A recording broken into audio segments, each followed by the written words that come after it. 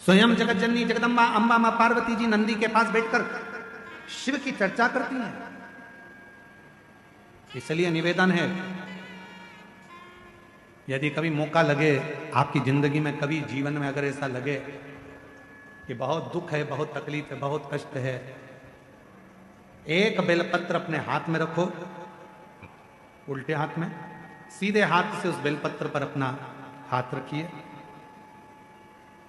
नंदीश्वर महादेव का स्मरण करिए, 7 बार श्री शिवाय नमस्तुभ्यम कहिए।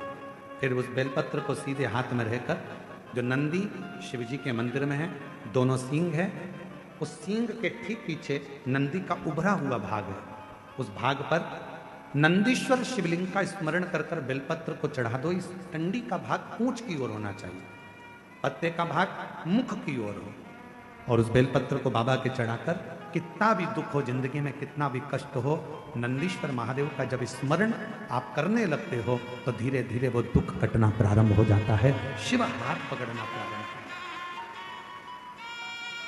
है। नंदीश्वर शिव ओघड़ना नहीं है। और जो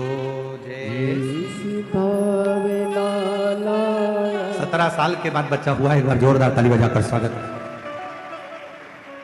जो जैसी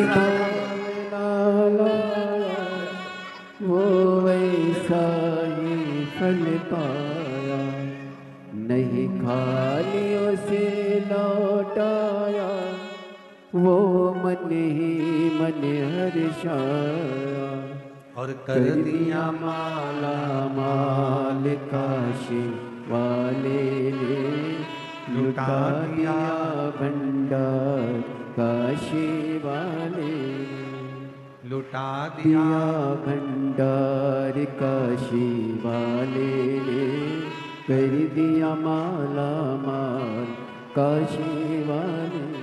शिव कथा कर रही है, भगवान शंकर का पवित्र चरित्र कर रहा है। पार्वती मैया यदि शिव को प्राप्त करी है, भगवान शंकर को प्राप्त करी है, तो नंदी की ही कृपा हुई, नंदीश्वर। कहते हैं पार्वती मैया जब छोटी अवस्था में, बाल्य अवस्था में थी, तभी से शिव की आराधना में लगी रहती।